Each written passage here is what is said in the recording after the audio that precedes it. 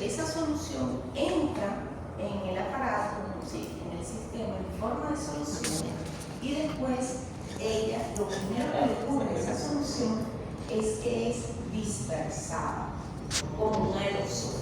Y ahí es donde nosotros comenzamos, ¿eh? Entonces tenemos el MX, que es nuestra muestra, en forma de aerosol. Todavía tiene el solvente, porque son pequeñas gotitas de ese aerosol, de esa solución con solvente. Luego, ese solvente es evaporado y entonces se convierte dentro del sistema en un polvillo muy fino, que sería un aerosol sólido. ¿Ok? ¿Por qué? Porque evaporé, la llama me ayudó a evaporar el solvente del sistema. Una vez que yo tengo ese aerosol sólido, esa misma llama, esa misma fuente energética, me va a permitir que ese aerosol se convierta en gas. Obviamente, dependiendo de la fuerza de esa llama, es que yo voy a llegar a esa situación. Entonces, si hay por lo menos una solución de un metal alcalino, esas se convierten en gas fácilmente. Pero las soluciones de otros tipos de metales necesitan no una llama pequeña, sino una llama mucho más fuerte. Cuando nosotros chipoteamos sal de comer, NaCl, a una llama de gas que se pone amarilla, eso es lo que está pasando, ¿sí? Es decir, se está excitando el NaCl y el sodio, el que termina emitiendo esa luz amarilla que nosotros vemos, ¿sí? Entonces, pasamos del aerosol sólido a el gas. Ese gas puede ser que si ese gas excita, va a absorber, entonces vamos a llegar a la muestra excitada, ¿sí? Si esa excitación, esa muestra excitada emite, entonces nosotros vamos a leer la emisión. Entonces allí, dependiendo del equipo que nosotros tengamos, vamos a hacer absorción o vamos a hacer emisión, dependiendo de lo que estemos midiendo. Estamos midiendo con respecto a una lámpara que es la que está dándome la referencia, entonces eso es absorción, ¿sí? Entonces yo veo cuánto absorbió. Estamos midiendo solamente lo que se emite, la energía que se emite, la longitud de onda que se emite. Entonces estamos viendo emisión, ¿sí? Entonces lo importante allí es saber que mi gas excitado pasa a un gas excitado, y ese gas, o yo mido la absorción o yo mido la emisión. Pero puede ser que no se quede allí. Puede ser que mi llama sea tan poderosa que no es la muestra excitada como tal que voy a ver, sino que se separan, rompo los enlaces, sean iónicos, moleculares, lo que sea, los rompo y los convierto en atómicos, ¿sí? Esos atómicos pueden, a su vez, entonces, si yo absorbo energía suficiente para formar un ion, entonces tengo absorción atómica, ¿sí? Entonces, esto es espectroscopía de absorción y emisión, pero no es atómico. Hasta aquí no es atómico. Pero si yo llego a separar ese gas, no excitarlo es fácil, separar, romper enlaces, que es lo más difícil desde el punto de vista energético. Si yo llego con mi llama a romper el enlace, entonces mido la absorción, tengo absorción atómica.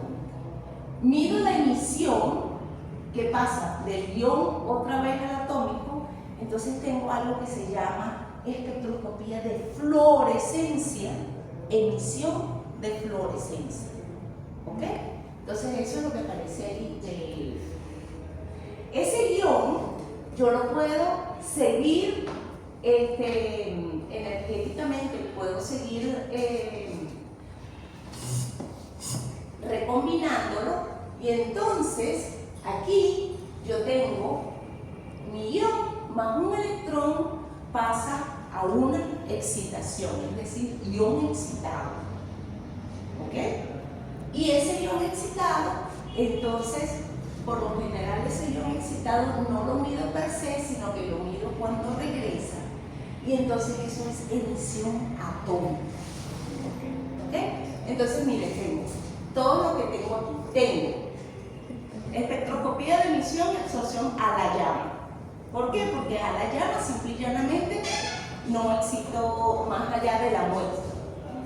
O si es atómica, puedo tener espectroscopía de absorción atómica, espectroscopía de emisión de fluorescencia, o puedo ir más allá y generar espectroscopía de emisión atómica.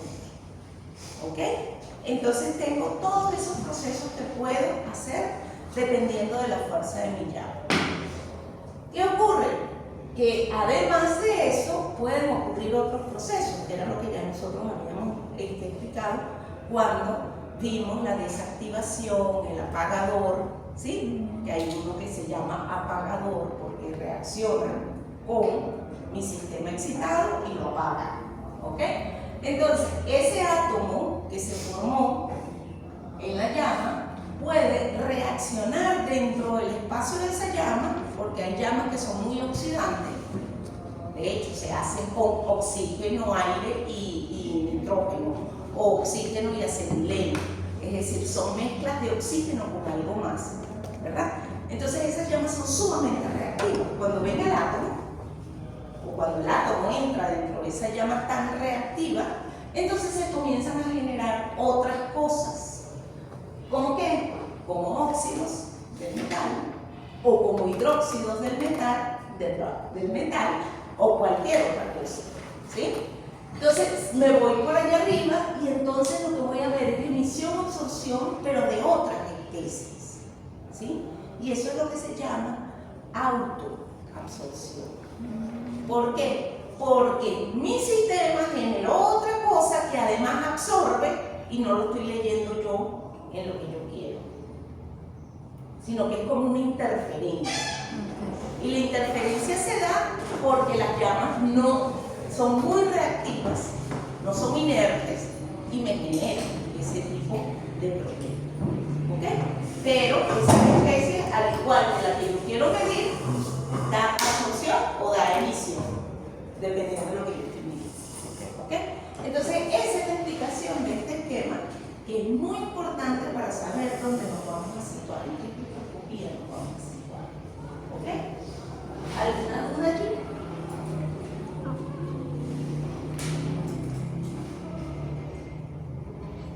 ¿No? ¿Está claro? Este MX es mi muestra excitada. Esa no se excitó lo suficiente para llegar al atómico, sino que es el compuesto completo, pero excitado, como un radical del compuesto. ¿Ok? ¿Listo? ¿Está bien? Ok. Entonces, cuando nosotros estamos trabajando con espectroscopía atómica, nosotros podemos estudiar la absorción o la emisión de la radiación electromagnética que generen mis átomos, ¿sí?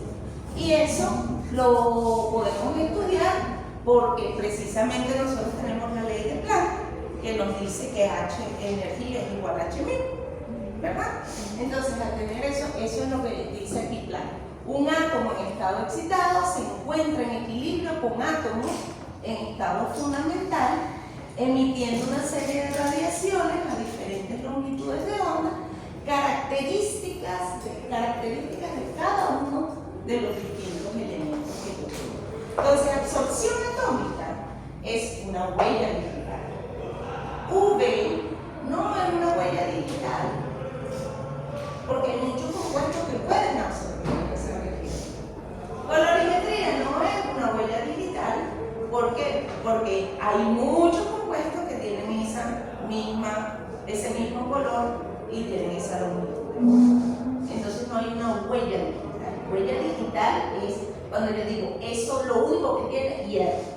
¿Sí? Esa es mi huella digital. ¿Ok? Es decir, Steven tiene tal célula. No es ni Patricia, no. Si yo modifico un número, ya, ese no es estilo. ¿Ok?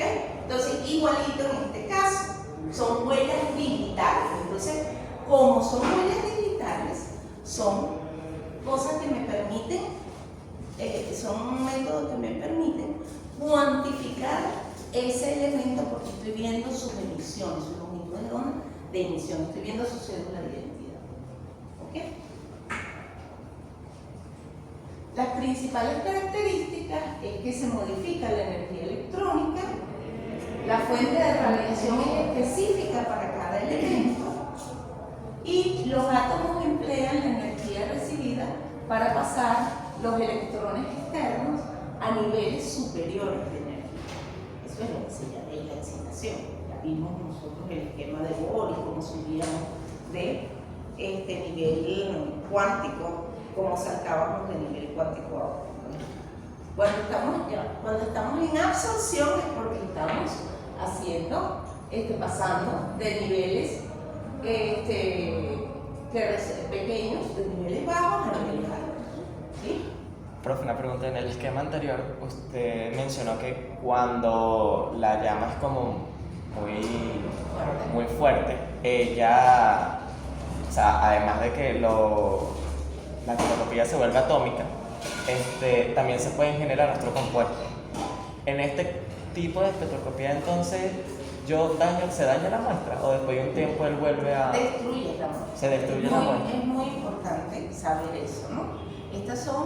Estas técnicas son técnicas totalmente destructivas. Una vez que tú pasas la muestra por este tipo de análisis, ya no se destruyó completamente. Sí, de hecho, esos equipos tienen una campana asociada a ellos donde sale la muestra.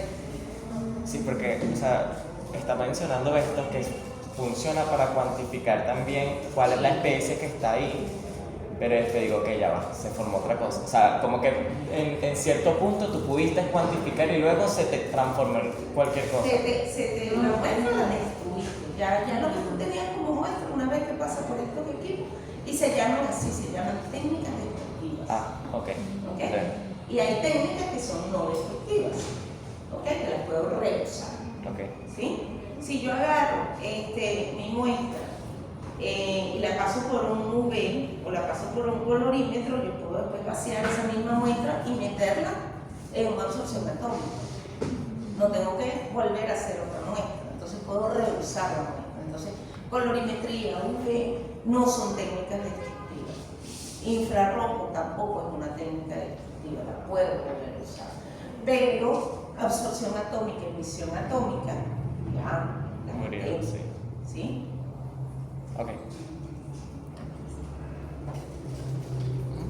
Entonces, regiones, ya nosotros habíamos visto esto y sabemos que parte de la espectroscopía, en el caso de UV y visible, es espectroscopía de absorción o de emisión. De absorción, ¿verdad? Absorbiendo de una fuente, tiene que ser absorción.